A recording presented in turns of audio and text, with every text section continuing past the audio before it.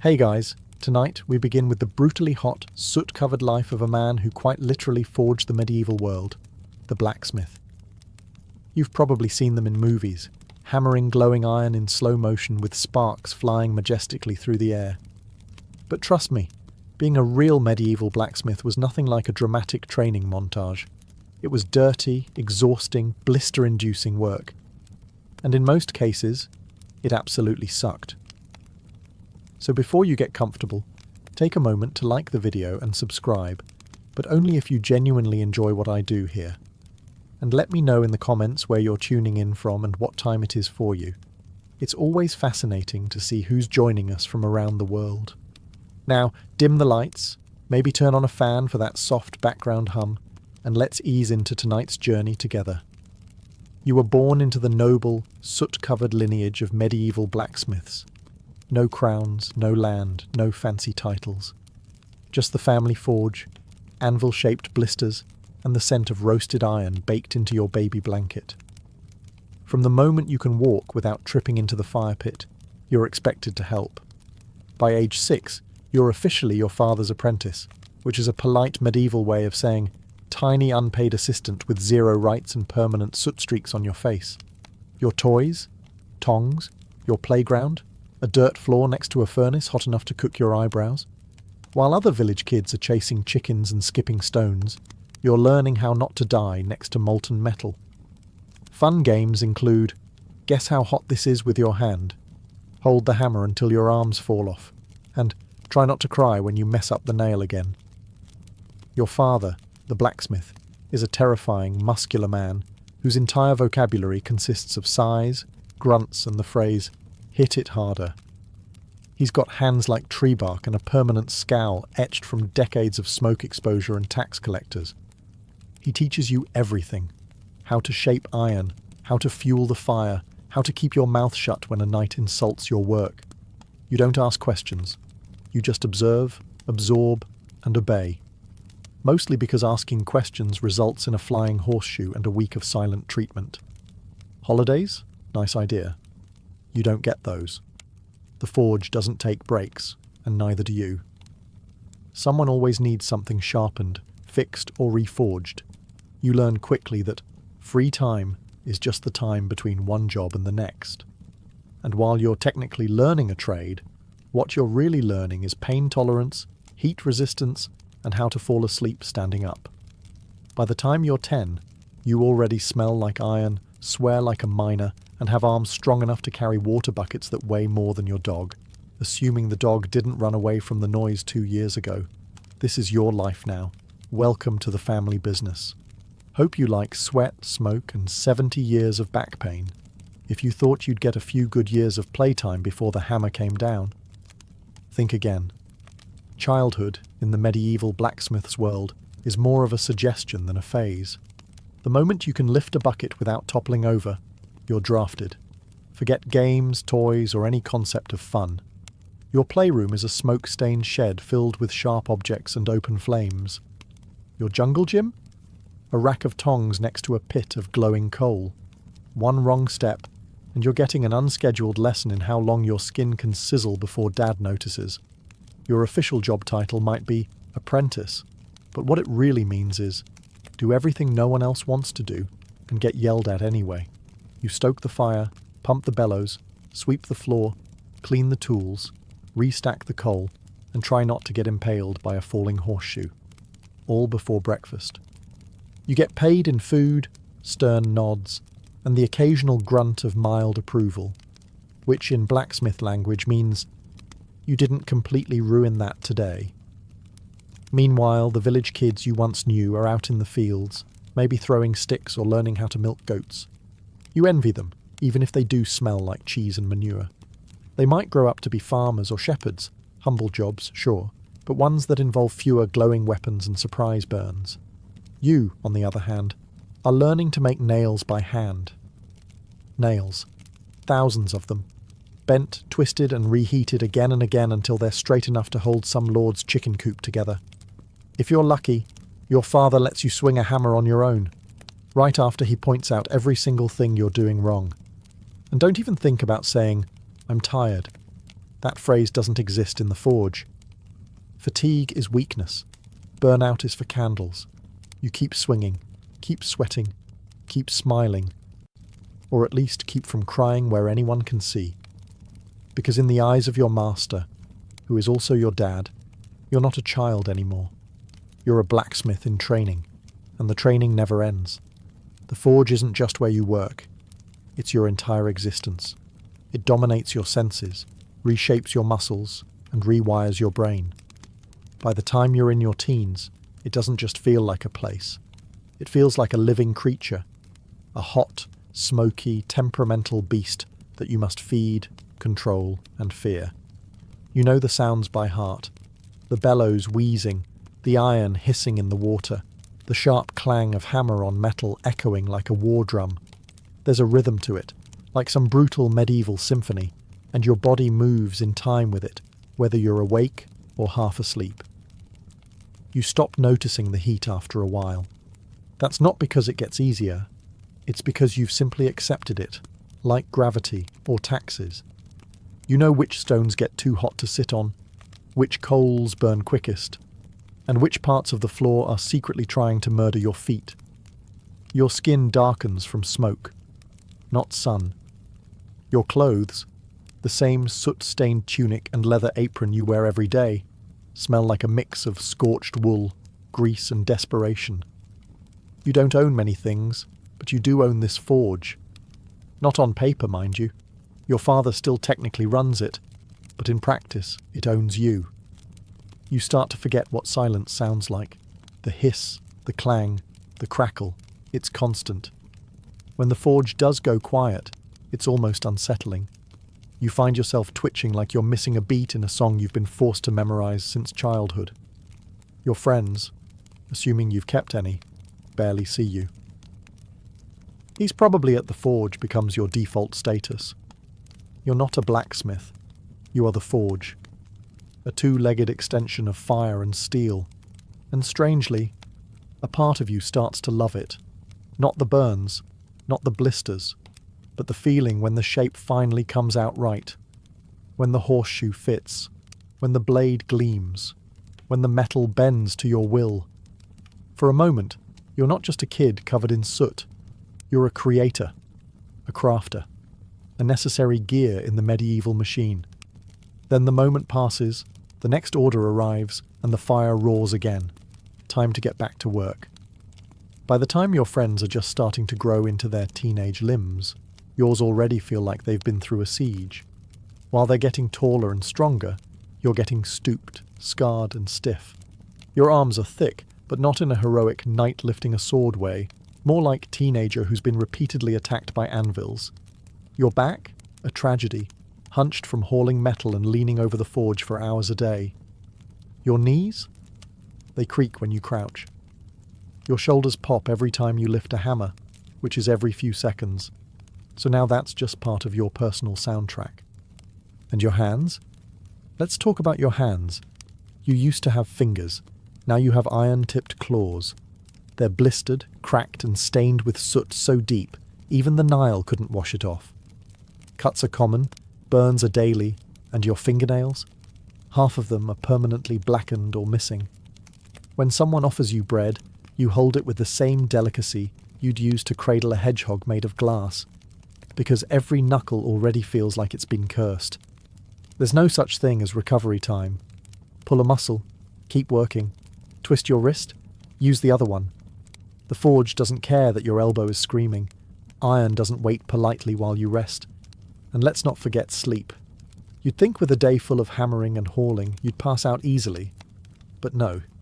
Your muscles ache so bad you can't lie still. Your ears are still ringing from 10 hours of clanging. And your arms twitch with phantom swings like you're sparring ghosts in your dreams. You ache in places you didn't know could ache. You smell like pain. Even your pain has pain. And what does your father say about this? Good. You're learning. In a strange way, you are. You're not growing despite the pain. You're growing because of it. You're being hardened like the very metal you work, shaped by heat, pressure, and repetition. But make no mistake, by the time you hit adulthood, Your body feels like it already lived 2 lives and died halfway through both. And the worst part? You're just getting started. In most jobs, smoke is a problem. In your job, it's a co-worker, and a particularly rude one. The forge isn't just hot, it's a choking chamber, and every breath you take comes seasoned with the fine aroma of coal dust, scorched metal, ash, and regret. If you can see clearly more than 6 feet ahead, congratulations. Someone forgot to light the fire. There's no chimney, just a hole in the roof that leaks more smoke in than it lets out. You try opening a window. There is no window. Just soot-black walls, your father's coughing, and the occasional gust of wind that blows everything into your eyes anyway. Your lungs? Let's just say they've entered a long-term toxic relationship with smoke. At first, it burns. Then it irritates. Then one day, it just becomes normal. Coughing fits. Part of the rhythm. Black mucus. Not ideal, but hey, at least it's consistent. You've reached the point where clean air feels suspicious. Even your voice changes. You start sounding like a 60-year-old goat farmer who drinks boiling tar. Words are scratchier, breaths are shorter, and your throat always feels like it's hosting a dust storm. But you keep working, because you have to. And it's not just the smoke from the fire. There's metal dust from grinding, oil fumes from quenching, and sometimes burnt leather, charred wood, or whatever unfortunate material just dropped into the coals. You've probably inhaled 3 different types of poison before noon. Protective gear? Please. A rag tied around your face is the best you can do, and even that gets sweaty, gross, and somehow smells worse than the smoke itself. You take it off, and suddenly it's a little harder to breathe, but at least you're not gagging on your own sweat. Long-term damage? Of course. Asthma, black lung, early death. All part of the career package. But you're not thinking long-term. You're thinking about finishing that gate hinge before your father notices how crooked it is. In the world of a medieval blacksmith, air is just another burden. You don't breathe to survive. You breathe to keep hammering. By now, you've developed an intimate relationship with your tools, mostly based on pain, necessity, and mutual disrespect. Your hammer? It's basically an extension of your arm. You've named it. You've cursed it. You've swung it so many times that your shoulder now clicks when you raise it, like a haunted maraca. But without it, you're just a sweaty guy standing in a smoke-filled hut. The hammer makes you a blacksmith, and also makes you bleed. Regularly. Then there's your tongs, clumsy, hot, and always pinching you at the exact wrong moment. You've burned your fingertips more times than you've successfully picked up anything. The iron slips. The grip fails. You yell. Your dad tells you to grip it like you mean it. You consider throwing them into the fire just to teach them a lesson. Your chisel? It used to be sharp. Now it's mostly a suggestion of a blade, because you've used it to shape, split, scrape, and occasionally pry open stuck doors when your neighbours lock brakes. Files, awls, punch tools, rivet sets. Your tool bench looks like a medieval torture rack. And honestly, it kind of is. You've been jabbed, crushed, pinched, sliced, and impaled by every item you own. Your fingers have memory now. They flinch at the mere sight of a new tool. Your apron. It's meant to protect you, and it sort of does. If by protect you mean catch hot metal shards and hold them close to your body like a smouldering hug. It's more scorched than stitched, and the leather stiffens like a corpse every winter. And yet, despite all this, you care for these tools like they're family. You sharpen them, oil them, line them up each night, because if one breaks, you're done. You can't work, you can't earn, you can't eat. No tool, no income. So yes, your tools are your life. But don't be fooled. They've also declared war on your fingers, spine, and sanity. Every day they whisper, "We help you survive, but we'll also slowly destroy you." And you say, "Yeah, that sounds about right. Now pass the hammer." You don't wear a crown, carry a sword, or lead armies, but without you, the village stops functioning by Tuesday. You're the blacksmith, and everyone needs you all the time, for everything. You're the medieval equivalent of customer service, tech support, and roadside assistance rolled into one soot-covered figure who smells like smoke and shame. The knight needs a new sword? You make it. The farmer breaks a plough? You fix it. A monk's bell cracks, a baker's oven door jams, a shepherd's gate latch won't close. Guess who gets called? That's right. You. Every single time. And they all act like you've just been waiting for their problem. They show up unannounced, mid-swing, covered in mud and entitlement. I know you're busy, they say, but could you just? The phrase that haunts you. But here's the best part. You never get thanked. They assume it's your duty, that you were born to serve. If their hoe works, their door closes, or their shield holds, they nod and walk away like you were the lucky one. As if you should be honoured to repair their rusty bucket at sunset for half a loaf of stale bread. Payment? Often inconsistent. Sometimes in coin, sometimes in goods, sometimes in promises they forget by next market day. One man paid you with a dead chicken good for soup. It wasn't. You're also the go-to fixer for problems that don't belong to you.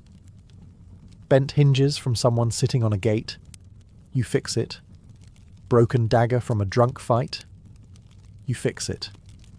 Mysterious piece of iron no one can identify, but absolutely must be fixed. Yep, still you.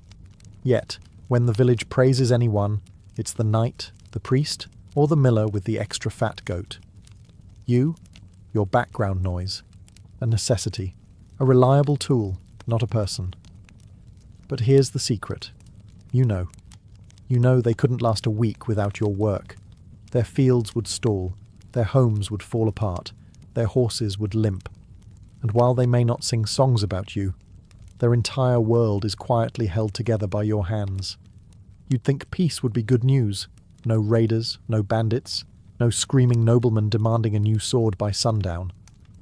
But for you, peace is terrible for business. Because you, the blacksmith, may work on ploughs and hinges, but what really pays the bills is war. When there's fighting, everyone needs you. Weapons, armour, arrowheads by the hundreds. Even horseshoes wear down faster under the weight of panicked cavalry charges.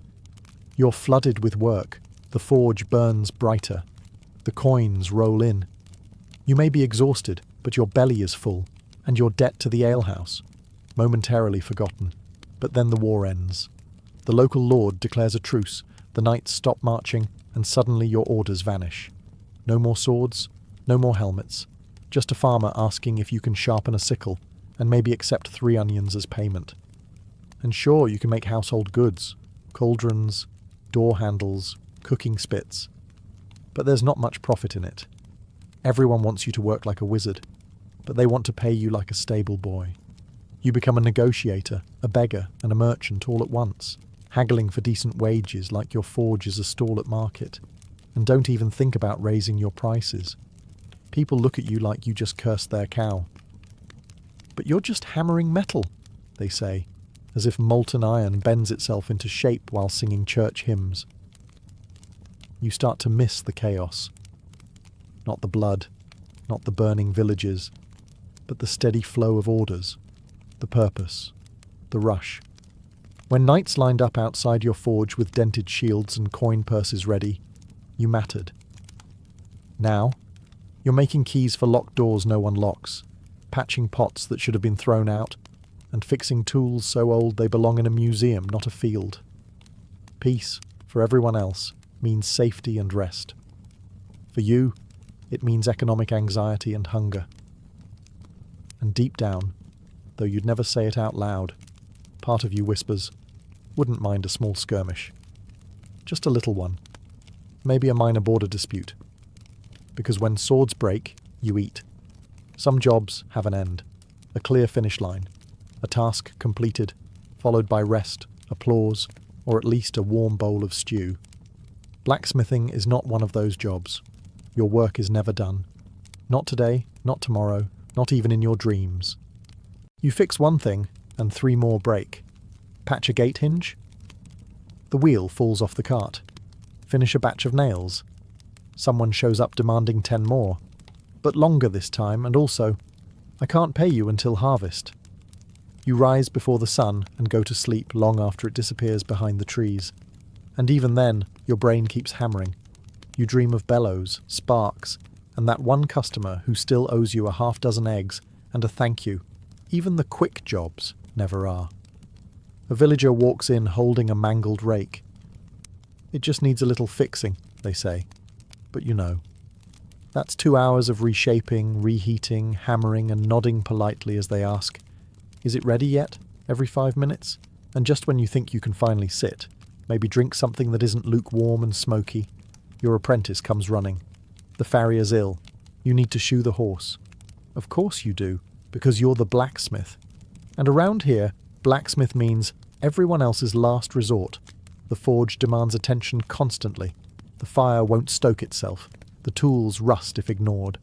Your anvil shifts in the summer heat. Your bellows crack in the winter cold. Everything is either falling apart or threatening to. Even holidays don't stop the work. Sunday is technically a day of rest, unless, of course, someone's ox cart breaks on the way to market. Then suddenly, you're in your apron, half awake, praying the priest doesn't walk by while you're hammering on the Lord's day. You don't keep a to-do list. That implies there's a point when it'll all be crossed off. There isn't. Because blacksmithing isn't a job. It's a cycle. Work, fix, repeat. Until your body gives out, or your hammer does. And the worst part, you kind of love it. You'd think that pounding hot iron all day would earn you at least 2 things, a good meal and a solid night's sleep. Wrong. In the life of a medieval blacksmith, food and rest aren't guaranteed. They're luxuries, like clean water or polite customers. Let's talk food first. You work from sunup to sundown, burning calories like a runaway horse. And what do you get? A piece of coarse bread, a bowl of cold pottage that might contain yesterday's turnip, and maybe, a bit of salted pork if it's a special day, which it isn't. You eat standing up, one hand still clutching tongs, the other shielding your food from the forge's ash. Meals are rushed. Conversations are grunts. And if someone knocks on the door mid-bite because their latch is stuck, guess what? That stew's going cold. You don't eat to enjoy. You eat to survive. Fuel in, hammer out. Now let's talk sleep, or the cruel parody of it. When you finally crawl into bed, your hands are throbbing. Your back feels like it lost a bar fight. And your ears are still ringing from a full day of iron symphonies. Your bed? A straw-stuffed sack that's either too lumpy, too flat, or full of mysterious crawling things. Your blanket? A scorched wool sheet that smells faintly of forge smoke, old ale, and regret. And just as your eyes are closing, your brain remembers that order you forgot to finish, or that hinge that cracked weird, or the payment you still haven't received for that wagon wheel 3 weeks ago. Sleep becomes a negotiation. You lie awake, tossing, turning, calculating how long you can delay repairs without someone banging on your door at dawn. And don't forget the midnight surprises. Someone's horse throws a shoe, a storm rips a door off its hinges, or a noble's sword urgently needs sharpening before a hunt. Because obviously, you don't need rest. You learn to survive on scraps and snatches, stolen bites, half-naps, and sheer stubbornness. Because in your world, productivity comes before nourishment, deadlines before dozing. Food and sleep aren't breaks from the job. They're intermissions between hammer swings. You'll eat when you can, sleep when you're allowed, and hope the fire doesn't go out while you're dreaming. There was a time when your hands were soft. Once. Long ago. Maybe as a child. Now, they're ruined. Your fingers have become tools themselves. Stiff, swollen, cracked, and calloused to the point where they barely feel anything except when it hurts. You can't hold a quill. You can barely lace your own boots. But you can grab red-hot tongs with the casual confidence of someone who's been burned so often, pain has lost its meaning. Every joint in your hands pops when you move. Your knuckles look like they've been mugged by a hammer. Your palms are a map of blisters, old, new, layered like tree rings. Need to figure out what season it is? Just check the blister count. More than 5. It's summer. You've lost fingernails. More than once. Some came off clean. Others didn't. You once crushed your thumb so badly it turned black for 2 weeks. You didn't stop working. You just switched hands and grunted more than usual. Cuts are constant. Sometimes it's a chipped edge. Sometimes a file bites you. Sometimes the iron fights back. Every week something leaks blood. You wrap it in a scrap of cloth, curse under your breath, and keep working. Worse still are the burns. Some are mild, little reminders that iron doesn't forgive. Others are worse, the kind that sizzle, bubble, and leave scars that tell their own stories. You've branded yourself more times than a cattle farmer, and at this point, you're not even mad about it. You're just used to it. Your grip strength is the only thing that's improved. You can crush walnuts like they owe you money. But dexterity, that's gone. You drop things. Your fingers shake when cold. You're 30 and have the hands of a 70-year-old knight who lost 3 wars and now plays tavern dice for soup. But despite it all, these hands are what keep you alive. They shape swords, fix hinges, and hold the hammer that holds your reputation. They hurt constantly, but they work. Because in this life, it doesn't matter how broken your body is, as long as you can still swing. Let's be honest, you don't smell great. Actually, you haven't smelled clean since you were 5. The moment you became your father's apprentice, your personal fragrance took a permanent turn toward unwashed ashtray mixed with burnt bacon and desperation. Welcome to blacksmith life, where no matter how hard you scrub, you smell like fire. Forever. The forge burns all day, and so do you. The smoke seeps into your clothes, your hair, your skin. Your sweat doesn't even smell like regular sweat anymore. It's more like smoked meat left out during a warm spring. You could bathe, in theory. But baths are rare, water is cold, and you're working 6 days a week, covered in soot, grease, and coal dust before the sun's even fully up. So what's the point? You'd be filthy again by breakfast. Your clothes are no help. You wear the same singed tunic and scorched leather apron every day. They haven't been truly clean since the last festival, and even then, someone spilled ale on them before noon. Now, they just sort of hang on your body like a protective layer of hardened funk. You try perfume? Forget it. It lasts 10 minutes before the forge eats it alive. Flowers wilt near you. Bread goes stale faster. Cats hiss when you pass. And the worst part? People notice.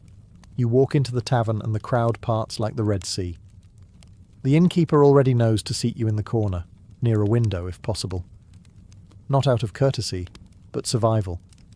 No one wants to share a bench with the human embodiment of a burnt fence post. Still, you take it in stride.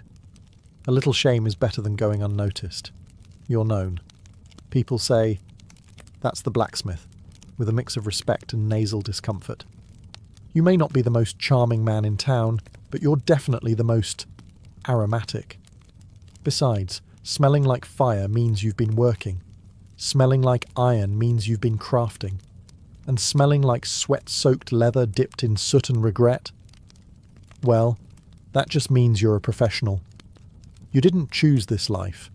The forge chose you, through your father's calloused hands, and the iron expectations passed down like a rusty heirloom. And now, you're doing the same. Your son doesn't play with wooden swords or run wild through the fields.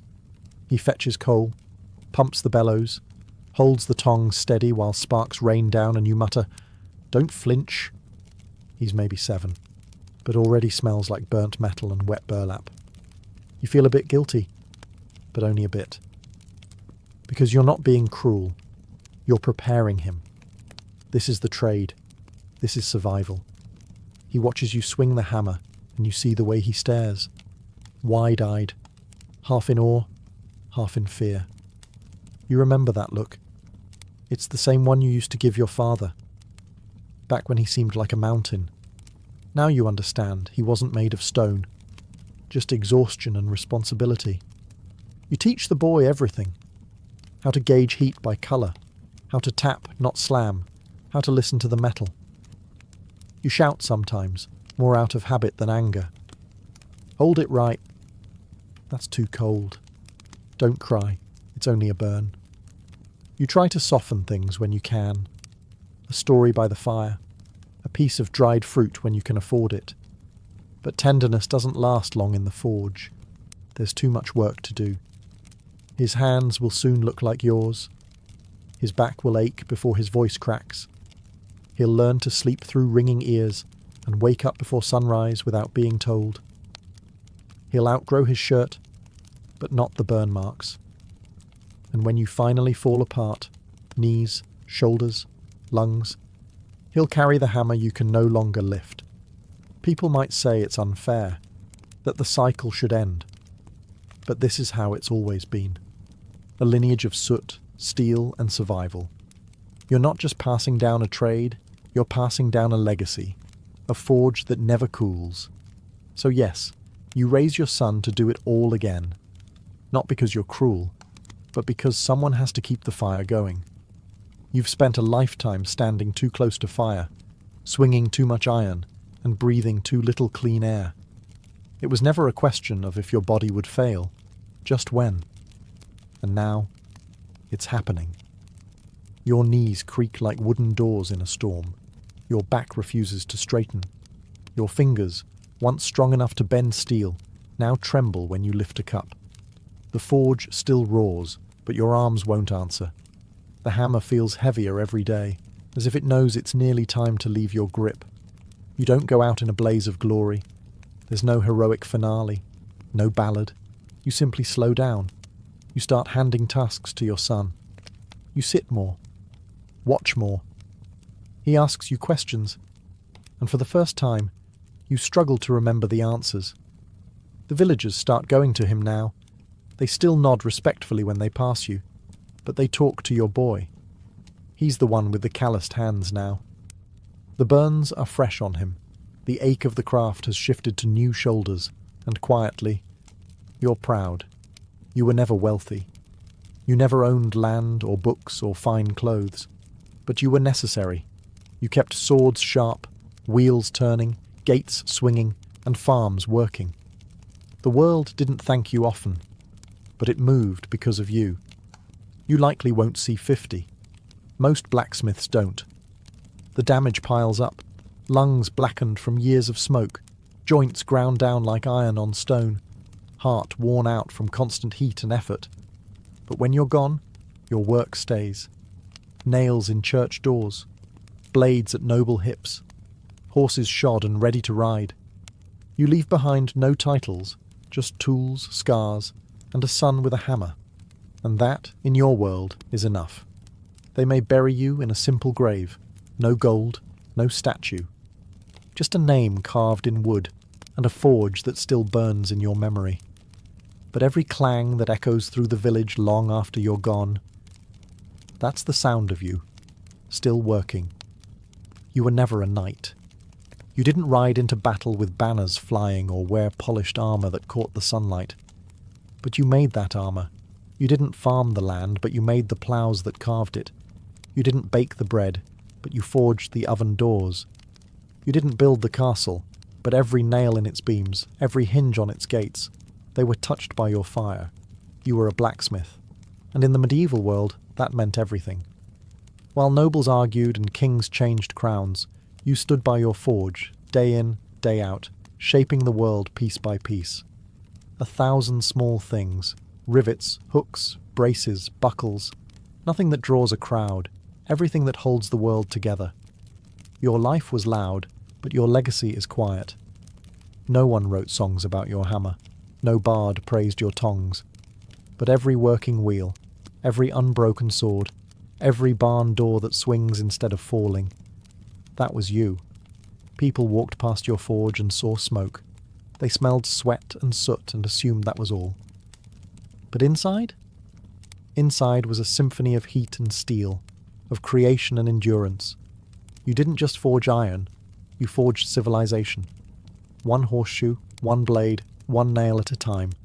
And now, long after your hands have gone still, the fire continues.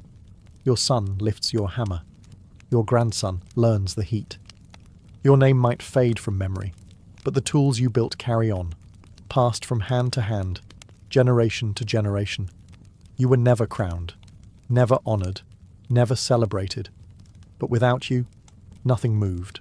No carts rolled, no armies marched, no homes were secured. You were the foundation beneath the history books, the ember glowing beneath the stories of kings. And that matters more than anyone ever said aloud. Because in a world made of wood, stone and willpower, you were the fire, the silent spark that turned raw ore into progress. You weren't just part of the world, you kept it turning. Long before alchemy was associated with secretive European laboratories and robed mystics whispering over bubbling flasks, it was something far more sacred and far more ancient. Its true origin lies not in medieval Europe, but in the shimmering heat of ancient Egypt, where transformation wasn't a trick of science, but a divine principle etched into every corner of life and death. The ancient Egyptians had a word for it, chemia. Derived from chem, meaning black land, it referred to the dark, fertile soil left behind by the annual flooding of the Nile. But this wasn't just a poetic nickname for their geography. It held deep spiritual meaning. To the Egyptians, black was the colour of potential, of richness, of raw matter waiting to be transformed.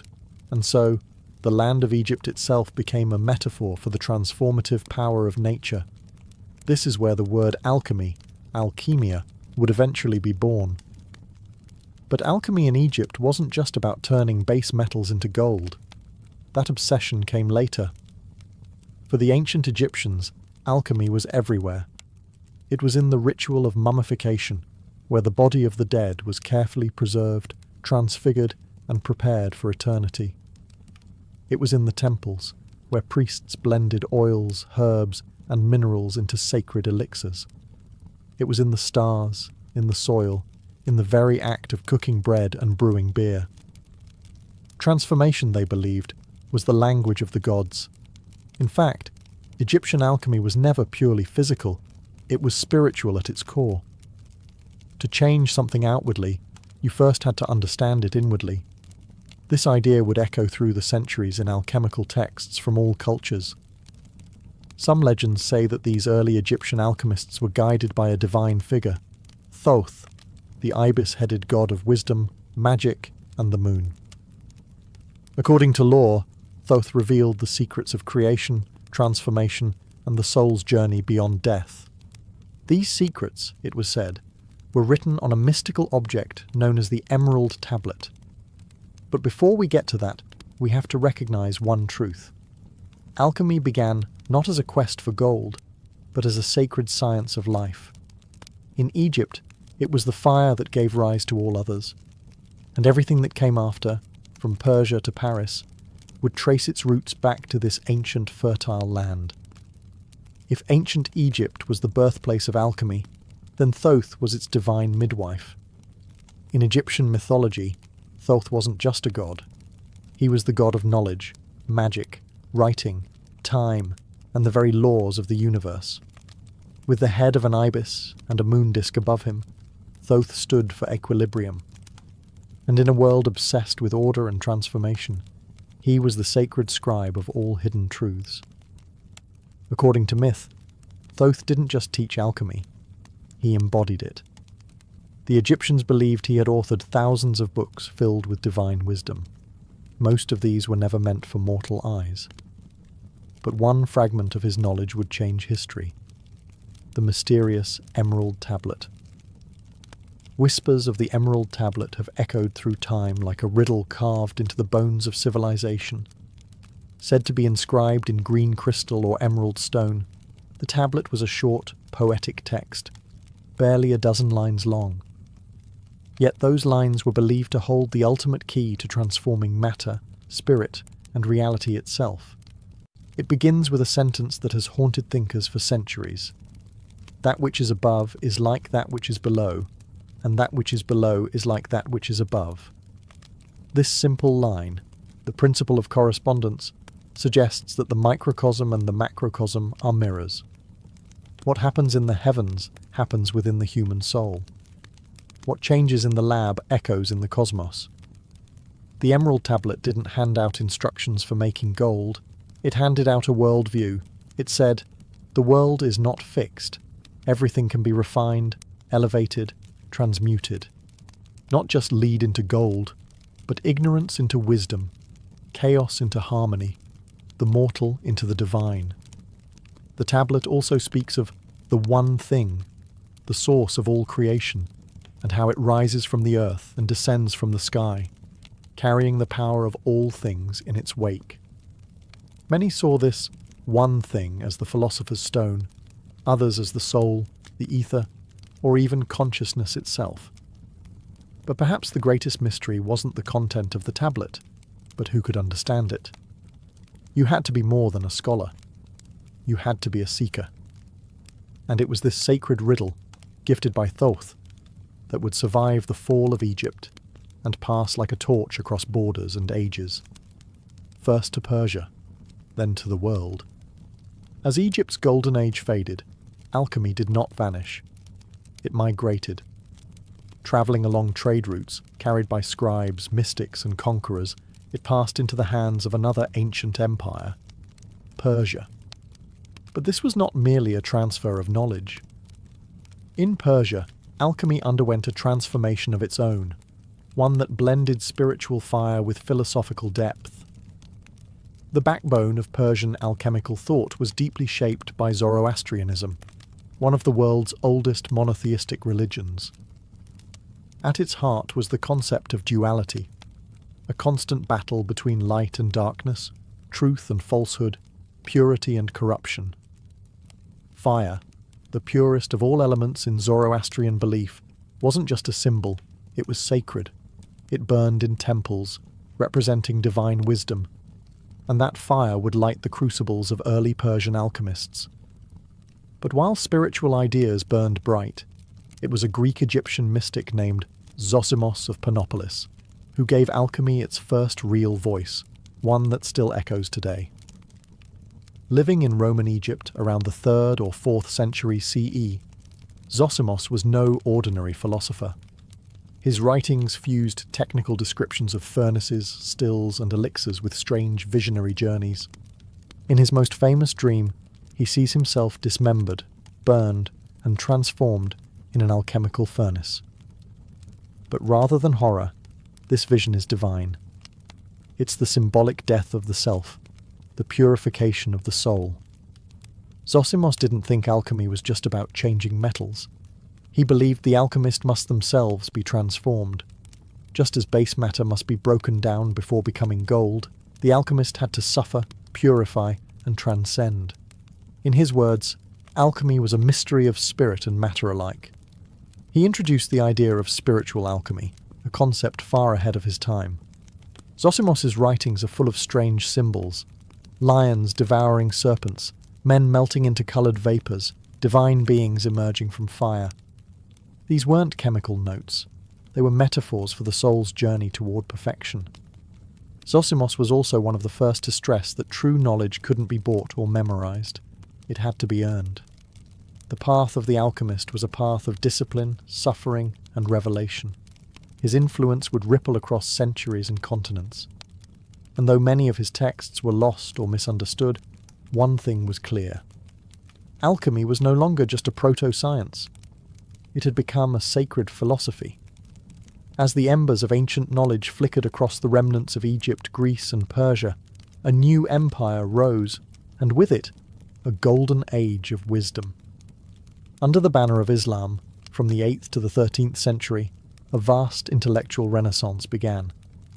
While Europe descended into the Dark Ages, cities like Baghdad, Cairo, and Cordoba became sanctuaries for philosophy, mathematics, astronomy, and alchemy. At the heart of this revival stood a man whose name would become legend, Jabir ibn Hayyan, known in the West as Geber. More than a chemist, more than a philosopher, Jabir was a fusion of both. Often called the father of chemistry, his contributions to alchemy were so profound that they laid the foundation for modern science itself. Working in the courts of the Abbasid Caliphate in the 8th century, Jabir approached alchemy not as mysticism, but as a structured, testable discipline.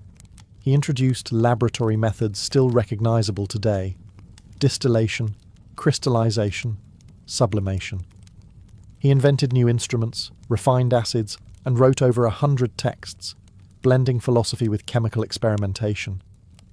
But he didn't abandon the spiritual roots of the craft. Far from it. Jabir believed that everything in the universe was composed of combinations of 4 elements: earth, air, fire, and water, and infused with spiritual qualities. His system added a complex blend of numerology, astrology, and symbolism. In his view, every transformation in the material world mirrored a deeper transformation in the soul. Jabir also introduced the idea of balance, or mizan, as the key to alchemy. Just as the body must be balanced to remain healthy, so must metals be balanced to attain perfection. Gold was not simply a metal, it was matter in perfect equilibrium, and if balance could be achieved through careful processes, then even the basest metal could be elevated. His influence didn't stay within Islamic borders. Over time, Jabir's texts were translated into Latin and circulated throughout medieval Europe, igniting a wave of Western alchemists who would build upon his teachings, often without even realizing they were standing on the shoulders of a Persian genius. Through Jabir ibn Hayyan, alchemy took its most decisive step forward. It was no longer just sacred symbolism. It was a method, a system, a science. And yet, it remained what it had always been: a map to transformation, both material and divine. As the Islamic world preserved and expanded the knowledge of the ancients, Europe remained cloaked in superstition and spiritual rigidity. But knowledge has a way of travelling, especially when it's too powerful to be contained. Slowly, piece by piece, alchemy made its way westward, smuggled through language, ink, and conquest. The bridge between East and West was built in places like Alexandria, once home to the Great Library, and later Toledo and Córdoba in Islamic Spain, or Al-Andalus. Here, Christian, Jewish, and Muslim scholars worked side by side in rare moments of intellectual harmony.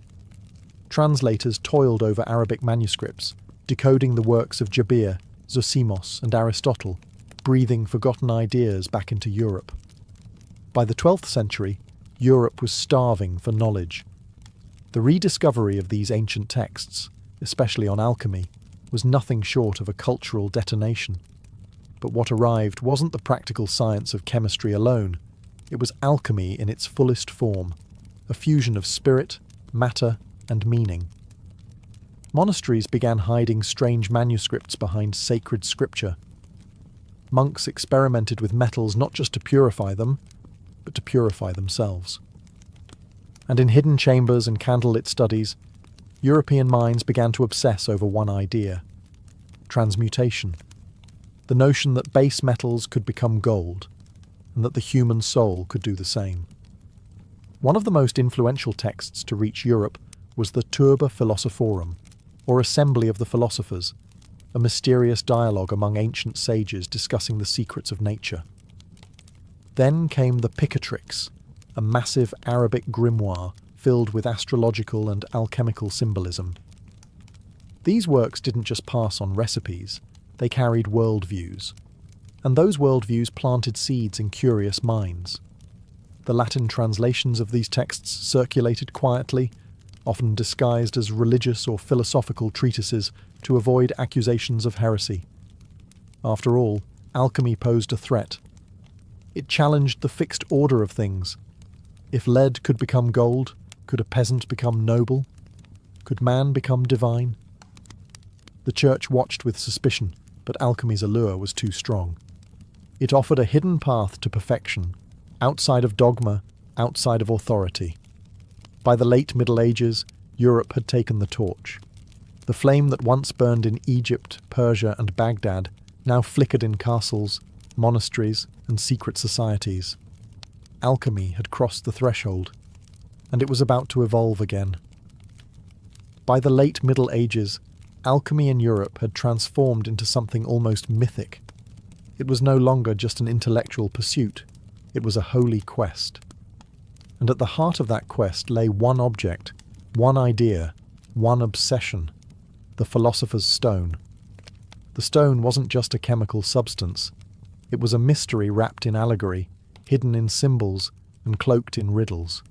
Said to have the power to transmute base metals into gold and grant immortality through the elusive elixir of life, the philosopher's stone became the most sought-after artifact in Western esoteric tradition.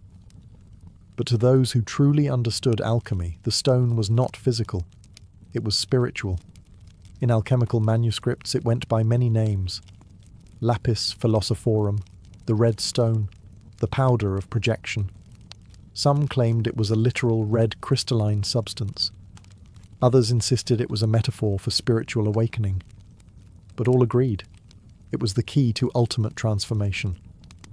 Alchemists believed the universe itself was a living organism constantly striving toward perfection. Metals, too, were alive, growing slowly in the womb of the earth. Lead was simply immature gold, and just as nature evolved toward balance, man could evolve as well. The philosopher's stone was the accelerant of that evolution. European alchemists like Albertus Magnus, Roger Bacon, and later Paracelsus devoted their lives to understanding the processes of nature in pursuit of this ultimate truth. They built furnaces, studied astrology, collected rare minerals, and wrote cryptic texts filled with serpents, suns, dragons, and kings, all metaphors for the stages of inner and outer transformation. The stone's creation was said to follow a path called the magnum opus, or great work. It began with nigredo, the blackening, symbolic of death, decay, and the breaking down of ego. Then came albedo, the whitening, purification. Then citrinitas, the yellowing, illumination. And finally, rubedo, the reddening, rebirth, and the emergence of the stone. But why hide this process in metaphor? Because true transformation, alchemists believed, wasn't meant for the uninitiated. The stone would reveal itself only to those who were ready, not just intellectually, but spiritually. To seek the stone was to seek perfection, and while many searched for gold, the wisest alchemists knew the only thing worth perfecting was the soul. As alchemy took deeper root in medieval Europe, it began to slip into the shadows. What was once open dialogue in temples and scholarly exchanges in courts now became hidden practice. The reasons were many: religious scrutiny, political fear, and the simple fact that alchemy's language had become a secret code, decipherable only to the initiated. The Church, wielding enormous power, saw in alchemy both promise and danger. While some Christian mystics embraced it, seeing the transmutation of metals as a mirror of Christ's resurrection, others condemned it. The idea that man could manipulate nature, even achieve spiritual ascension outside of divine grace, was heretical. To avoid persecution, alchemists cloaked their teachings in allegory and symbolism. Thus began an era where alchemy went underground, hiding in secret societies, coded manuscripts, and obscure symbols that only insiders could interpret. The Rosicrucians, a mysterious brotherhood that surfaced in the 17th century, claimed to hold ancient alchemical wisdom passed down from Egypt and Arabia. Their manifestos spoke of spiritual enlightenment, divine harmony, and the hidden sciences. Though no one could prove their existence, their ideas spread like wildfire, inspiring generations of seekers. Then there were the Freemasons, whose roots trace back to stone builders, but whose rituals echo deeply with alchemical philosophy: purification, transformation, inner light. Whether or not they practiced alchemy in the literal sense, their symbolic language aligned perfectly with its aims: the building of the perfect self. Alchemy also found refuge in books of secrets, texts like the Mutus Liber, which contained no words, only a series of strange, symbolic images meant to communicate the great work without uttering a single sentence. Other manuscripts were written in green language, a form of wordplay, puns, and poetic double meanings that concealed their deeper truth.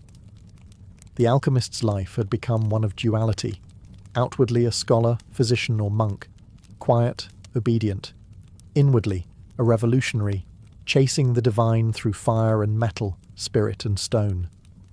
The very secrecy that threatened alchemy also preserved it. Like a fire buried beneath ash, it smouldered unseen, passed down from master to apprentice, generation to generation. And in these quiet shadows, alchemy continued to evolve, not just as an early science, but as a living philosophy. One that would soon encounter its greatest challenge, the birth of modern chemistry. By the 17th and 18th centuries, a quiet revolution was brewing, one that would both inherit and bury the legacy of alchemy. The Age of Enlightenment had arrived. The mysticism and metaphor that once cloaked alchemical thought were no longer welcomed in scholarly halls. In their place came a new language, empiricism, logic, and repeatable results. Alchemy's successor had arrived. Its name was chemistry. This wasn't an abrupt execution. It was a slow, methodical transformation. Many of the earliest chemists were, in fact, alchemists. They simply shifted focus. The goal was no longer spiritual perfection or the transmutation of souls, but measurable change. No more dragons and black suns, just beakers, balances, and precise documentation. One of the final nails in the coffin came with Robert Boyle, often called the father of modern chemistry. In his 1661 book, The Skeptical Chemist, Boyle argued that matter was made up of atoms and that chemical reactions could be explained without mystical forces. He didn't mock alchemy, but he stripped it of its esoteric language. Boyle believed in the alchemist's power to transform, but insisted it must be explained through natural laws, not allegory. Soon after, Antoine Lavoisier would discover the role of oxygen in combustion and disprove the ancient theory of the four elements: earth, air, fire, and water. The periodic table would follow. Laboratories became secular temples of knowledge. Alchemy, with its hidden codes and sacred metaphors, was seen as outdated, an embarrassment to real science. But here's the paradox. Chemistry owed its very existence to alchemy. The tools, the techniques, the curiosity, it all came from the furnace of that ancient craft. Alchemy had walked so that chemistry could run. Still, the world was changing. Industrialization demanded results, not riddles. Governments funded laboratories, not lodges. The philosopher's stone was replaced by the microscope, the alembic by the Bunsen burner. What was once sacred had become material. Yet, not all was lost. In hidden corners and quiet minds, alchemy still breathed. Not as a science, but as a symbol of transformation, of unity, of the eternal dance between matter and spirit. And while the world turned to chemistry for answers, some still looked to alchemy for meaning. Because some fires never go out. They just burn beneath the surface. Alchemy may have vanished from the halls of science, but it never truly died. Instead, it transformed, just as it always taught that all things must.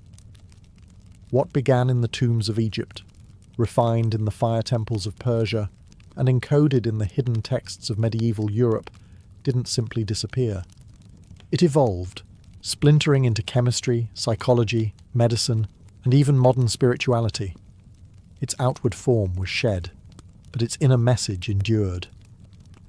In the 20th century, a new kind of alchemist emerged, not with a furnace, but with a notebook and a mind full of dreams.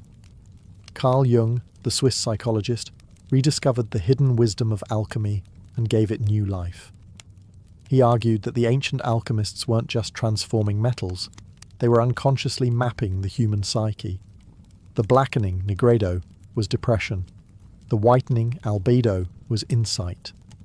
The reddening, rubedo, was the birth of a unified self. The philosopher's stone, Jung said, was individuation, the process of becoming whole. Alchemy, it turned out, had always been about more than gold. Today, we see its fingerprints everywhere, in self-help books preaching transformation, in stories of heroes who descend into darkness to return reborn.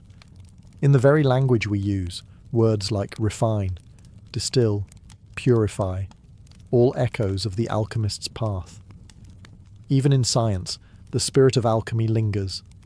Chemists still transmute elements in nuclear reactors. Physicists speak of dark matter and unified fields, with the same wonder alchemists once had for ether and quintessence.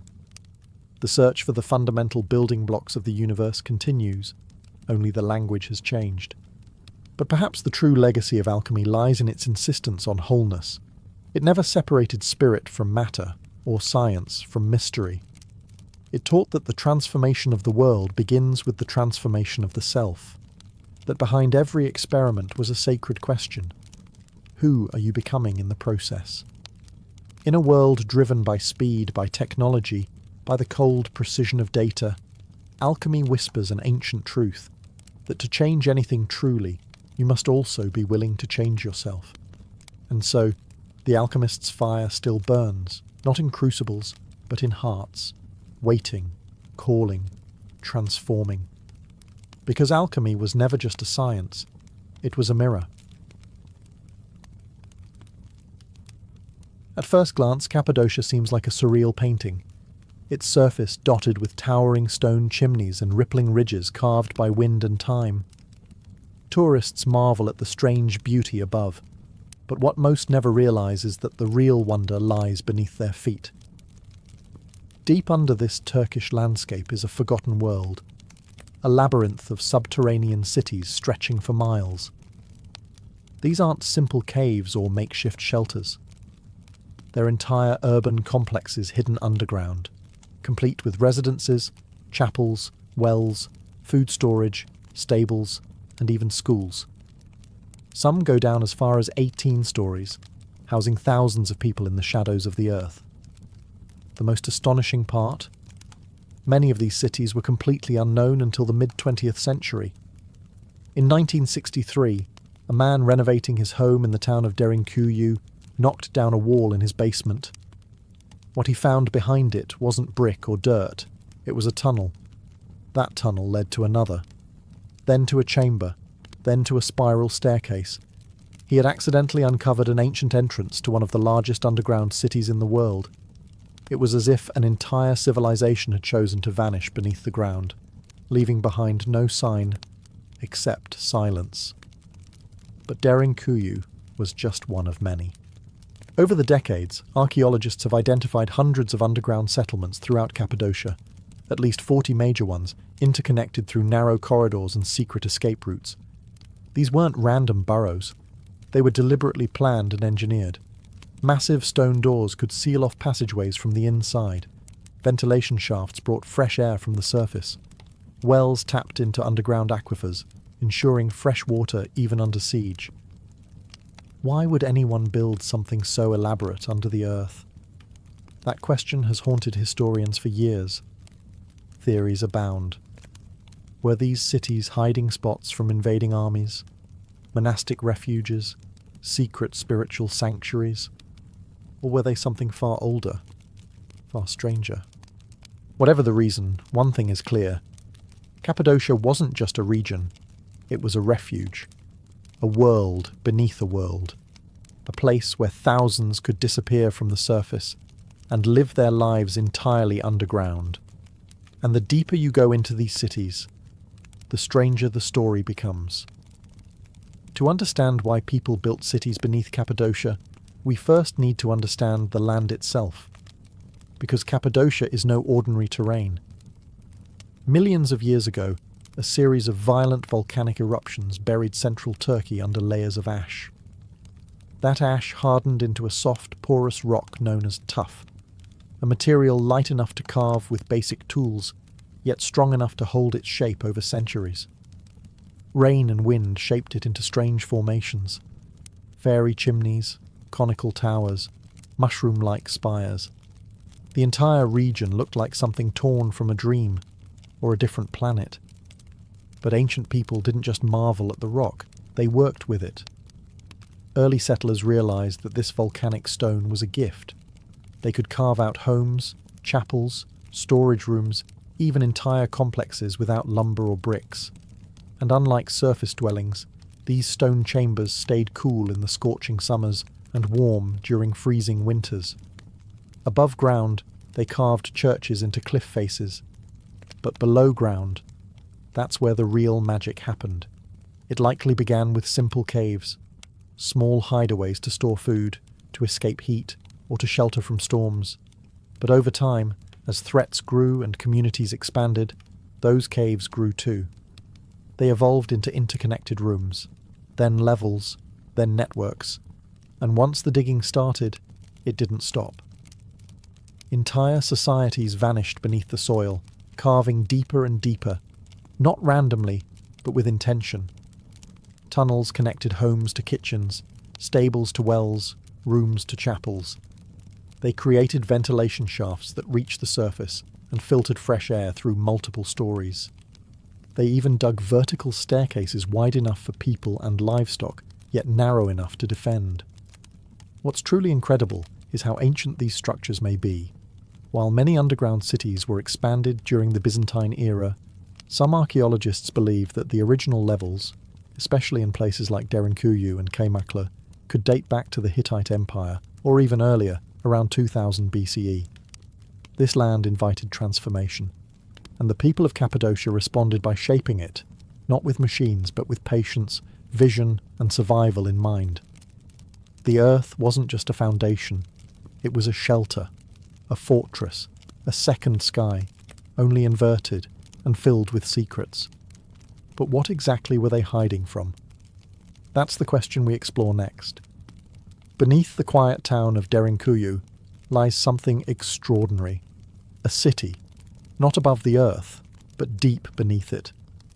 A city that no one even knew existed until 1963, when a man doing simple renovations in his home knocked down a wall and found a dark tunnel stretching beyond sight. That tunnel led to chambers. The chambers led to corridors. Staircases spiraled downward into the rock, leading from room to room, level to level, until eventually explorers found themselves standing 18 stories beneath the surface. They had uncovered Derinkuyu, the largest and deepest underground city ever found in Cappadocia, and possibly the world.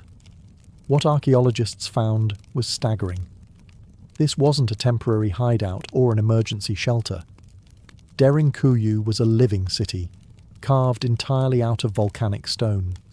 It had homes, churches, communal kitchens, wine and oil presses, storage rooms, schools, and even a baptismal chamber.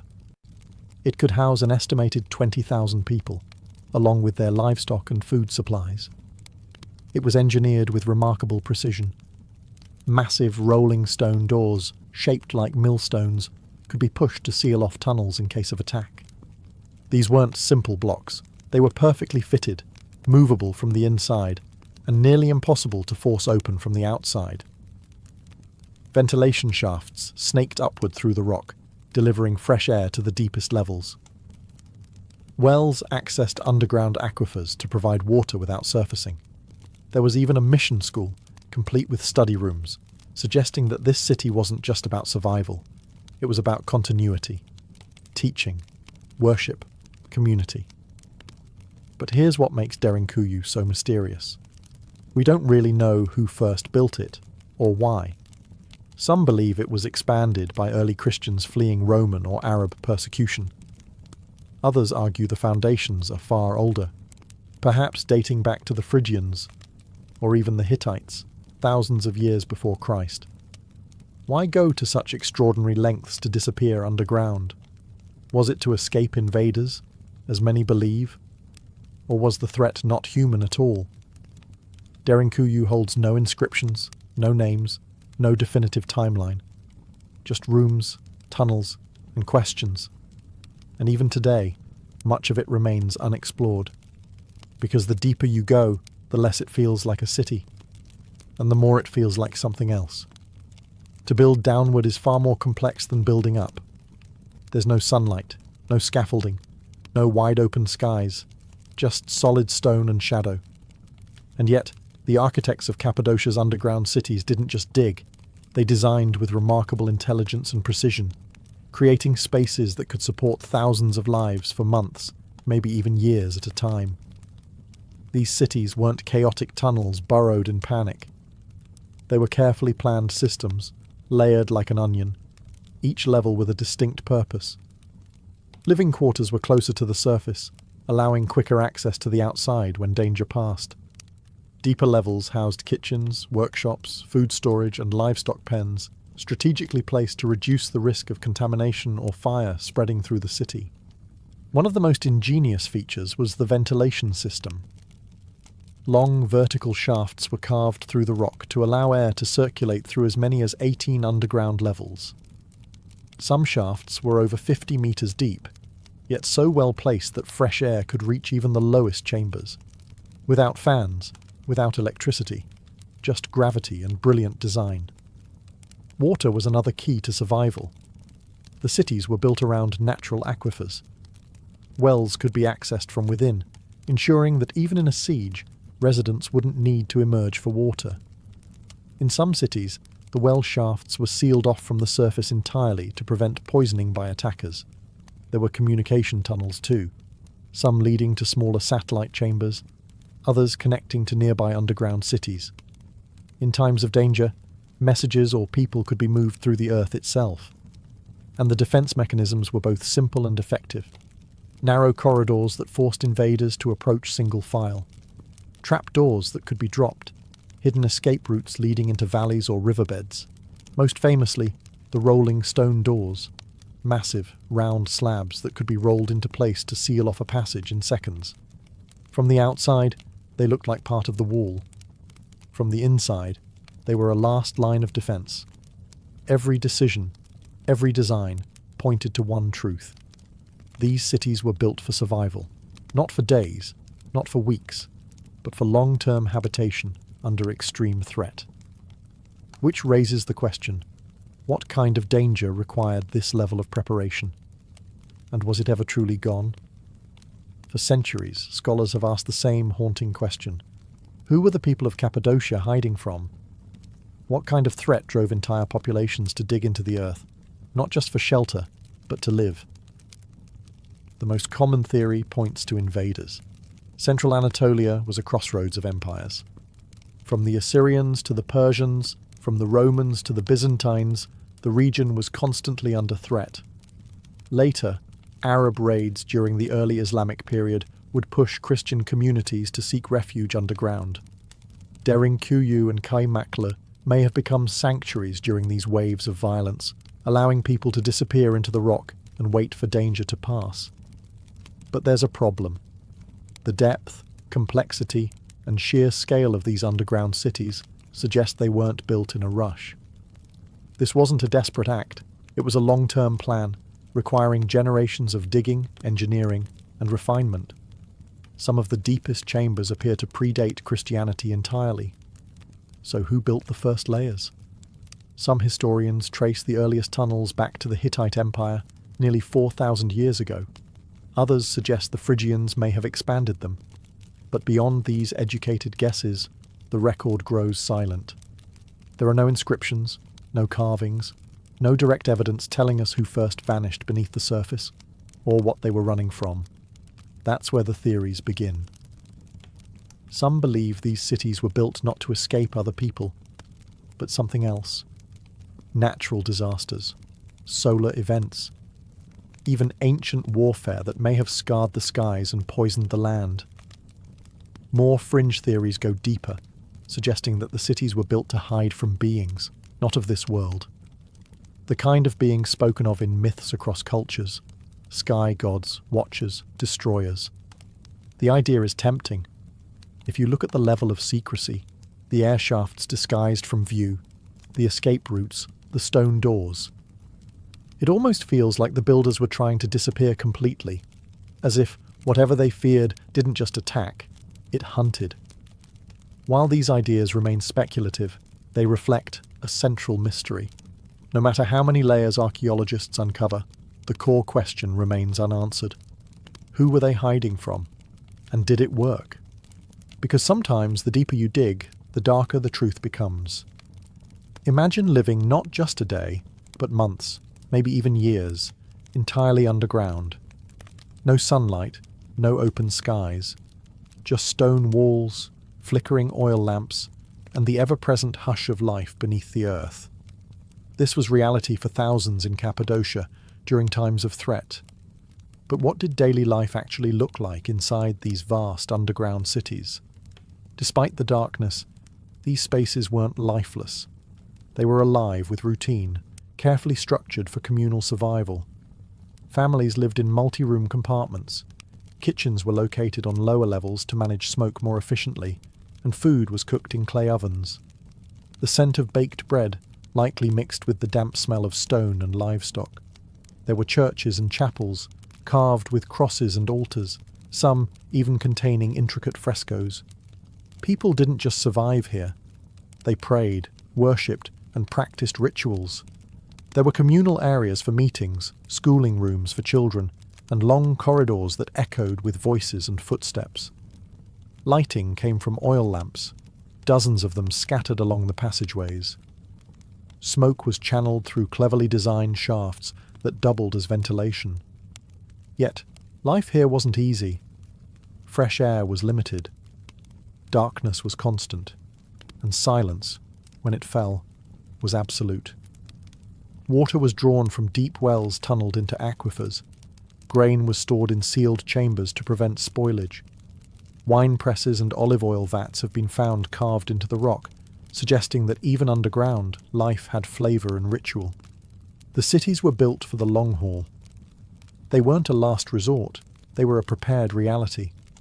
Livestock, sheep, goats, chickens, were kept in dedicated pens, usually near the entrance levels for easier management and ventilation. Their presence served a dual purpose: food and warmth. Despite the confined spaces, the builders understood the psychology of survival. Rooms were laid out in ways that gave families privacy, while shared spaces created a sense of community. Life underground wasn't just about hiding. It was about preserving a way of life, a culture, and a people. It's a humbling thought. While wars raged above, entire civilizations continued below, hidden in silence. People married, taught their children, mourned their dead, all within stone chambers lit by fire. To live underground was not to live in fear. It was to live with intention. Cappadocia's underground cities weren't isolated pockets of refuge. They were part of something much bigger. Beneath the valleys and hills of this volcanic region lies a vast network of tunnels, chambers, and hidden passageways that seem to connect multiple cities together. Derinkuyu, Kaymaklı, Özkonak, and others may not have just been separate settlements, but pieces of a unified, subterranean civilization. Some of these tunnels stretch for kilometers, weaving beneath the countryside like veins under skin. Narrow, winding, and often no wider than a man's shoulders, they were likely used for secret movement, escape routes, or even transporting messages and supplies from one underground complex to another. Derinkuyu and Kaymaklı, two of the largest cities, are believed to be linked by such a tunnel, nearly 9 kilometers long. That's not just impressive engineering, it's evidence of coordinated planning on a scale rarely seen in ancient architecture. If true, it means multiple cities could support one another in times of siege or crisis, functioning almost like an underground federation. But these tunnels weren't just for utility, they were also defensive.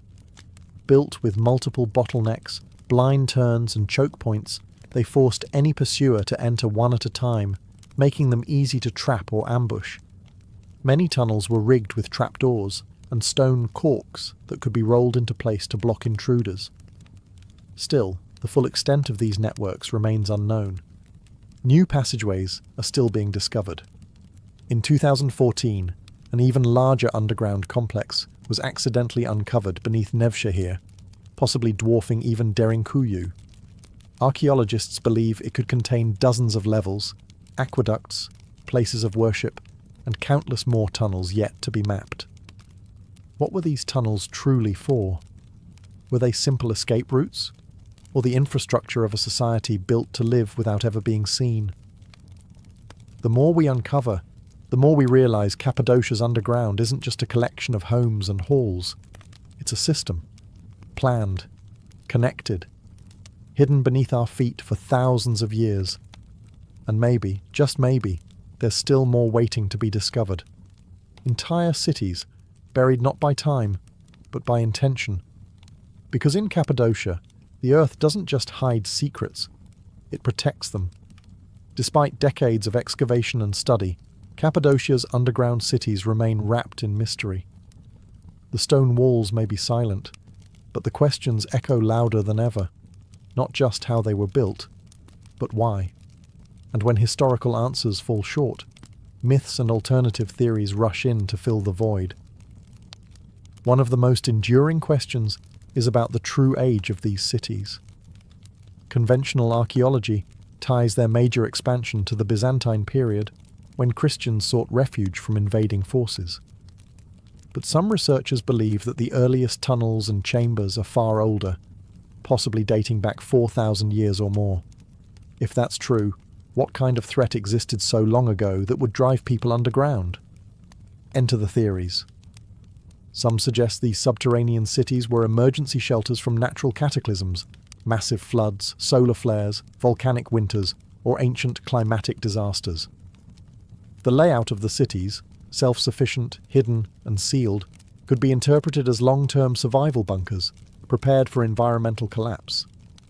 Others look to cosmic explanations.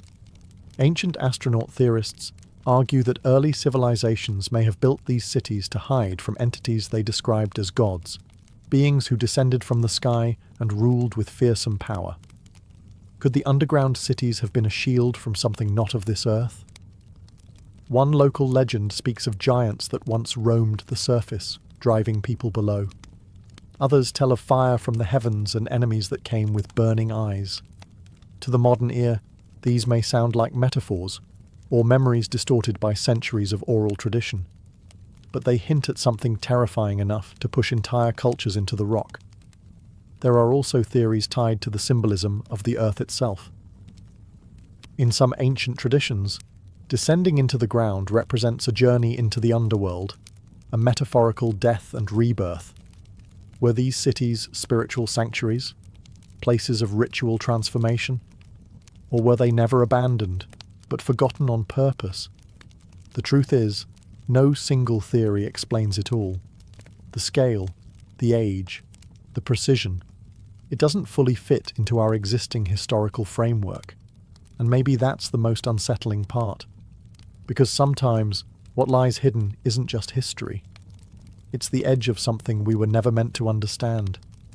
Today, visitors to Cappadocia walk through dreamlike landscapes, over valleys carved by wind, past fairy chimneys glowing orange in the evening sun. Hot air balloons drift quietly overhead, but beneath their feet, the ground is hollow. Beneath the beauty lies a world carved in darkness, one still holding its breath after thousands of years. The underground cities are now open to tourists. Visitors descend narrow stairwells, pass through low-arched tunnels, and stand in rooms where people once lived in silence, waiting for danger to pass. And yet, only a fraction has been uncovered. Some chambers remain sealed, some tunnels collapse into shadow, some doorways lead nowhere, or so it seems. These aren't just ruins. They're testaments. Proof that people will do whatever it takes to survive, to protect their children, to preserve their beliefs, to vanish when the world turns hostile. And in that act of vanishing, they left behind a kind of message, not written in language, but in stone. We don't know their names, we don't know their stories, but we know this. They were planners, engineers, visionaries. They created something that could endure centuries of silence, something that might have been meant never to be found. Cappadocia reminds us that history isn't always on the surface. Sometimes the most profound truths are buried, on purpose, hidden from conquerors, hidden from the curious, hidden, maybe, from time itself. And what remains? Mystery. Mystery in the perfect fit of the rolling stone doors. Mystery in the air shafts that still pull wind from the deep. Mystery in the miles of unexplored tunnels, still untouched, still dark. Maybe the real purpose of Cappadocia's underground world will never be known. Maybe it isn't meant to be. But as you walk through those chambers, with the weight of rock above and the silence pressing in, you feel something ancient stirring, a presence, a whisper, not of fear, but of endurance. Because when the world above was chaos, the people of Cappadocia looked down and chose to survive, in the dark, together. And the earth, it seems, has kept their secret well. To the ancient world, sleep was not an escape from reality. It was an entryway into something deeper. Dreams weren't dismissed as random thoughts or figments of imagination. They were taken seriously. In fact, they were considered messages, sometimes warnings, sometimes prophecies, and often direct communications from gods or spirits. For ancient civilizations, the boundary between the physical and spiritual world wasn't sharp. It was porous, and in sleep, that boundary grew thin. The act of dreaming was sacred, mysterious, and often terrifying. It was during those quiet, vulnerable hours of the night that the divine could reach into the human mind. And what it whispered, or roared, could shape the course of a king's decision, a priest's ritual, or a city's fate. In almost every early culture, from the river valleys of Mesopotamia to the temples of Egypt and the academies of Greece, dreams held an elevated status. People believed they were being visited, not by fantasy, but by real forces with real consequences. Dreams could foretell war. They could reveal betrayal. They could offer healing or demand sacrifice. Ignoring a powerful dream wasn't just seen as foolish, it was dangerous. The dreamer, then, was not just a sleeper. They were a messenger, a vessel temporarily opened to cosmic truths. And in some cases, that dreamer became a prophet, chosen by the gods. Entire professions were devoted to understanding dreams. Priests, shamans, oracles, and seers all learned to read the symbols that emerged in the night. A snake in a dream could be a symbol of transformation, or a deadly omen. A rising sun could promise victory, or deception, depending on the context. Each culture had its own codes, but the belief was universal. Dreams mattered. Even today, fragments of that ancient wisdom linger. We speak of following our dreams, or waking up to a realization. But in the ancient world, dreams weren't poetic expressions. They were maps, warnings, sacred intelligence delivered while the conscious mind slept. This was the world before Freud, before REM cycles, before science tried to measure what the ancients already feared and revered. Because to them, the dream world was real, and to walk through it was to walk with gods. The first civilization to leave written records of dreams were the Sumerians, who lived in Mesopotamia over 5,000 years ago. They didn't view dreams as random images. To them, dreams were direct transmissions from the divine, often complex, symbolic, and deeply consequential. Among the ruins of their cities, archaeologists uncovered clay tablets etched with dreams, some personal, others political. Dream interpretation wasn't a novelty, it was a structured practice, taught, studied, and respected. Sumerian kings had court dream interpreters, men trained to decipher the messages of the gods, and whose interpretations could influence the fate of entire cities. One of the most famous examples of this ancient dream culture lies within the Epic of Gilgamesh, one of the world's oldest literary works. In it, both Gilgamesh and his companion Enkidu experience vivid, symbolic dreams. Before embarking on their dangerous journey to slay the monster Humbaba, Gilgamesh dreams of celestial battles and collapsing mountains, visions his mother and priests interpret as divine warnings and veiled prophecies. These dreams weren't ignored. They were consulted as sacred guidance. The Sumerians believed that there were two types of dreams, one sent by gods to help or instruct, and others that were empty, simply echoes of the day. Determining which was which required the wisdom of a priest or diviner, people who could read omens, symbols, and patterns hidden in the imagery of sleep. Temples often had special chambers where priests, or even kings, would sleep in hopes of receiving divine visions. This ritual practice, known later in other cultures as incubation, may have originated with the Sumerians. These sacred dreams were seen as oracles, sometimes even more trusted than waking signs. Dreams could also serve as political tools. A ruler claiming divine dreams could strengthen his legitimacy or justify major decisions. The gods told me in a dream wasn't just spiritual. It was power. In the Sumerian worldview, the universe was alive with meaning, and dreams were its language. Every image, whether a storm, a lion, or a falling star, carried cosmic significance. And in a land where gods walked among men, to dream was to listen. To ignore those dreams was to risk the wrath of the heavens themselves. To the ancient Egyptians, dreams were not just messages.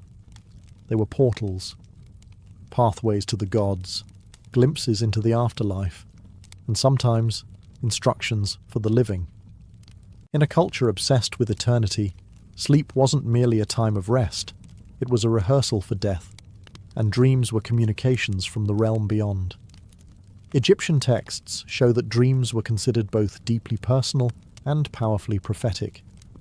Like the Sumerians, Egyptians categorized dreams into two kinds: truth dreams, sent by the gods or spirits to guide, heal, or warn, and false dreams which were misleading, or born of bodily imbalance. Temples dedicated to gods like Serapis and Thoth were known to practice dream incubation. Worshippers would sleep within temple walls, hoping to receive divine dreams. These temple dreams were often recorded, interpreted by priests, and even carved into stone. In some cases, a person might receive not just visions, but healing through dreams. One of the most fascinating artifacts is the Ramesside Dream Book, dating to around 1300 BCE. This papyrus scroll is essentially a catalogue of dream symbols and their meanings. It lists over 100 dreams, each paired with an interpretation. For example, if a man sees himself eating crocodile flesh, it means he will gain power over his enemies. Another entry warns that dreaming of drinking warm beer means impending sorrow. These interpretations were taken seriously. Pharaohs, generals, and priests all sought the counsel of dream interpreters, who acted as intermediaries between the dreamer and the divine. Egyptian mythology also linked dreams to the ka, the soul. During sleep, the ka was believed to leave the body and travel to other realms. What it saw there returned as dreams. Sometimes these were visions of loved ones long dead, or encounters with gods bearing messages. Occasionally, dreams were considered visits from malevolent spirits, and protective spells were recited to keep such forces at bay. Even in tomb inscriptions, dreams appear. Kings described how gods came to them in the night, offering divine sanction for their rule or guidance for their legacy. In the land of pyramids and gods, dreams weren't illusions, they were revelations, and to dream was to step briefly into the eternal. In ancient Greece, dreams occupied a space between medicine, mythology, and philosophy. To the Greeks, dreams were more than personal. They were cosmic messages, delivered by gods, heroes, or even forces from the underworld. But unlike earlier civilizations, the Greeks also began to ask why we dream, planting the first seeds of psychological thought. The most sacred place for dream revelation in Greece was the Asclepion, a healing temple dedicated to the god Asclepius, the divine physician. Pilgrims came from across the Mediterranean to sleep inside these sanctuaries in a process called incubation. Before sleeping, they would bathe, fast, pray, and sometimes offer sacrifices, all to prepare their bodies and souls to receive healing dreams. In these dreams, it was said that Asclepius himself would appear, diagnosing their illness or prescribing a cure. sometimes even performing dream surgery. Temple priests, called therapeutai, interpreted the dreams and applied treatments based on what the gods revealed. This blend of medicine and mysticism was highly respected, and it worked, or at least seemed to. The walls of Asclepions were covered in inscriptions thanking the gods for miraculous recoveries. But dreams in Greece were not only for healing, they were political and prophetic too. In Homer's epics, dreams come directly from Zeus. In the Iliad, the god sends a deceptive dream to Agamemnon to influence battle strategy. In the Odyssey, Penelope speaks of two gates of dreams, one of horn, from which true dreams emerge, and one of ivory, from which come lies. Dream interpretation became a respected craft. Philosophers like Aristotle and Heraclitus pondered the nature of dreams, wondering whether they came from divine origins or simply the stirrings of the soul. Meanwhile, Artemidorus of Daldis, a 2nd century dream interpreter, wrote the Oneirocritica, a 5-book manual on how to decode dreams based on profession, gender, status, and symbolism. His work was referenced for centuries. The Greeks believed that during sleep, the soul loosened its grip on the body, floating in a liminal state where it could glimpse deeper truths.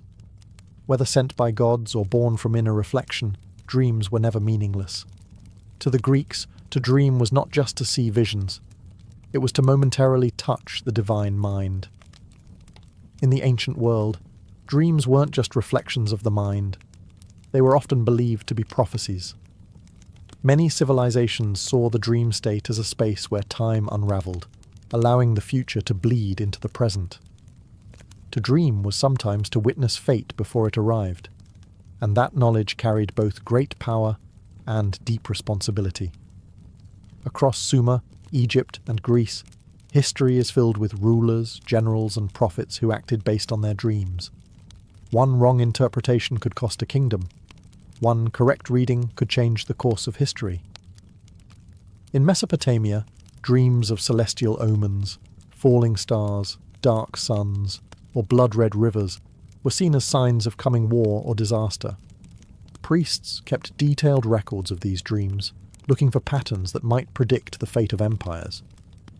These records weren't just stored, they were consulted during times of crisis. The Egyptians also viewed dreams as divine warnings. Pharaoh Thutmose IV famously claimed his reign was foretold in a dream, one in which the Sphinx spoke to him, promising kingship if he cleared the desert sand from its body. Whether fact or political storytelling, that dream secured his legitimacy in the eyes of the people. In the Greek world, prophetic dreams played out on the battlefield and in political chambers. Before major decisions, leaders sought omens, either through dream incubation or by consulting oracles like those at Delphi, who often dreamt as part of their rituals. Even Alexander the Great was said to have dreamed of the Egyptian god Serapis before conquering Persia, taking it as a sign of divine favour. But prophecy wasn't only for kings. Everyday people also believed dreams could foretell marriage, childbirth, illness, or death. Artemidorus's Oneirocritica included thousands of such interpretations. Dreaming of losing teeth, a death in the family, dreaming of flight, a sudden change in fortune. The belief in prophetic dreams gave ordinary people a sense of access to the divine, a glimpse into the hidden threads of fate. But it also created anxiety. What if you missed a warning? What if you misunderstood? In a world where gods whispered in dreams, sleeping wasn't just a private act. It was a conversation with destiny. In the ancient world, healing didn't always come from herbs or blades. It often came from dreams. Sacred healing sanctuaries, known as dream temples, existed across many ancient cultures. Here, the sick didn't just seek medicine. They sought divine intervention. And the treatment began not with potions, but with sleep. The most famous of these were the Asclepions in ancient Greece, dedicated to Asclepius, the god of healing. But this wasn't a Greek invention alone. Earlier civilizations in Egypt and Mesopotamia also believed that dreams could reveal cures or offer spiritual purification. These temples weren't places to escape illness. They were places to encounter the source of healing, often through a divine dream. The process was called incubation. A pilgrim would purify their body through fasting, bathing, or ritual sacrifice before lying down in a sacred chamber, usually at night. The goal was simple but profound: to dream with intent, to open the self to divine contact. In these dreams, gods or spirits would appear, offering advice, cures, or even performing dream surgeries. Some dreamed of snakes coiling around their bodies, sacred symbols of Asclepius. Others saw themselves bathed in light or touched by divine hands. When they awoke, temple priests, trained dream interpreters, would listen, translate, and prescribe actions based on the dream.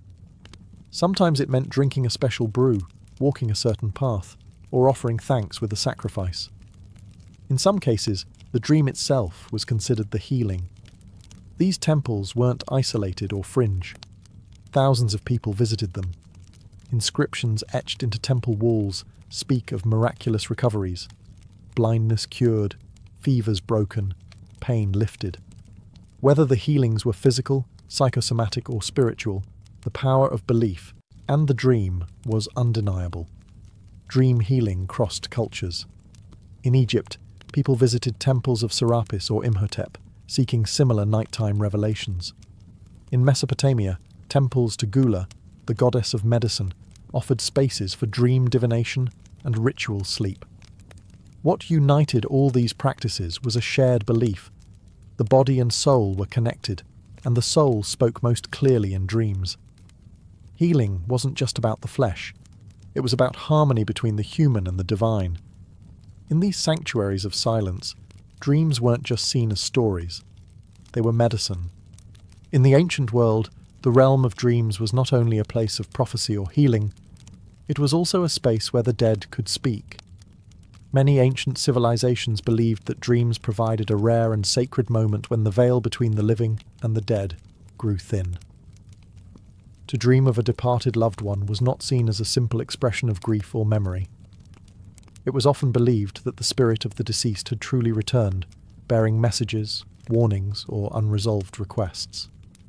These dream encounters were powerful, emotional, and deeply significant. In Egypt, where the afterlife was central to belief, dreams were thought to offer a direct link to the underworld. The soul, or Ka, was believed to travel freely during sleep, even visiting the dead. If a deceased family member appeared in a dream, it could mean they were displeased, in need of offerings, or simply reaching out with guidance. Egyptians sometimes wrote letters to the dead, left in tombs or shrines, asking for protection or help, hoping the request would be answered in a dream. In Mesopotamia, dream encounters with the dead were treated with reverence and caution. The dead were believed to retain power in the afterlife, and a dream visitation could be a sign that something was amiss, perhaps a neglected burial ritual or an unfulfilled vow. These dreams were often followed by ritual purification or offerings to set things right. The Greeks also took dreams of the dead seriously. In Homer's Odyssey, Odysseus descends into the underworld and speaks with the spirits of the fallen, a vision that mirrors what many believed could happen during sleep. The philosopher Heraclitus once said, "The waking have one world in common, but the sleeping turn aside each into a world of his own." That private world was where the dead could slip through. Even beyond Europe and the Middle East, many cultures held similar views, that the dead were not entirely gone and that dreams were their language. When the voice of a lost parent or child spoke in the night, it wasn't poetic, it was real. To the ancients, sleep was not a place to forget. It was where the past could still reach out, and sometimes ask to be remembered. To ancient civilizations, dreams weren't just messages, they were puzzles. Rich with symbols, strange creatures, impossible events, and celestial signs, dreams were believed to carry coded language from the divine. Interpreting them wasn't easy.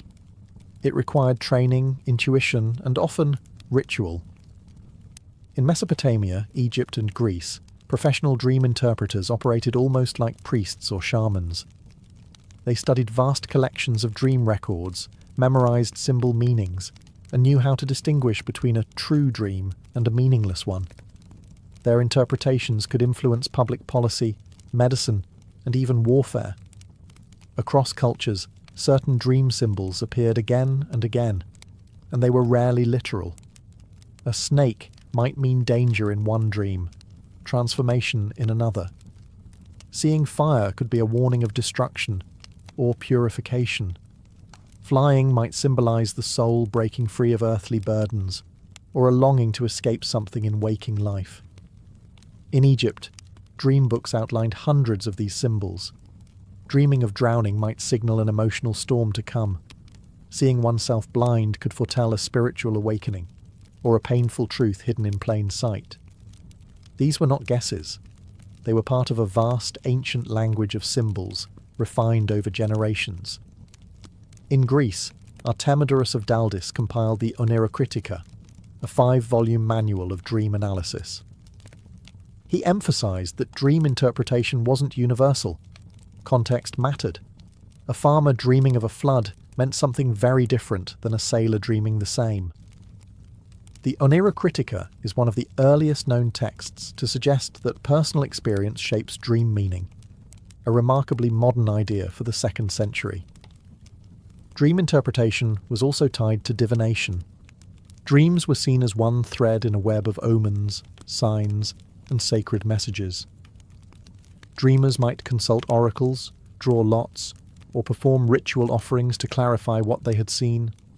Some even kept dream journals, inscribed on papyrus or clay, not just for personal insight, but to share with their community. For ancient people, symbols weren't just subconscious images. They were keys, part of a divine language whispered in sleep.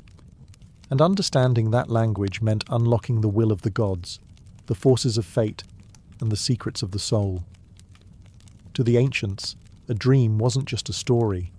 It was a message in code, sent from the stars.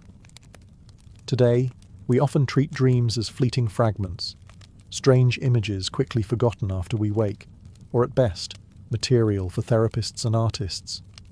But to the ancients, dreams were far more than mental noise. They were sacred, structured, and respected. They offered guidance, healing, connection with the dead, and glimpses of the divine. Dreams were a part of the fabric of life, woven into medicine, religion, and governance. So what happened? As science and rationalism rose, particularly in the post-Enlightenment West, dreams were reclassified. No longer messages from the gods, they became neurological byproducts, electrical impulses, memory fragments, or emotional processing. The sacred became clinical. The symbolic was reduced to chemical. But even now, in moments of grief, change, or deep intuition, dreams still matter. We still search them for meaning. A dream of a lost loved one can bring closure. A recurring nightmare can reflect stress or a truth we don't want to face. Modern psychology, beginning with Freud and Jung, tried to reclaim some of that ancient understanding, recognizing that dreams hold power, even if we no longer call it divine. What the ancients understood is that the dream world is not separate from life. It is a mirror, reflecting not only our fears and desires, but something bigger, something eternal.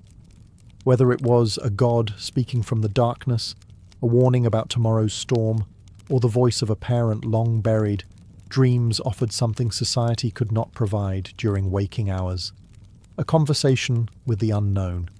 And maybe that's what we've lost.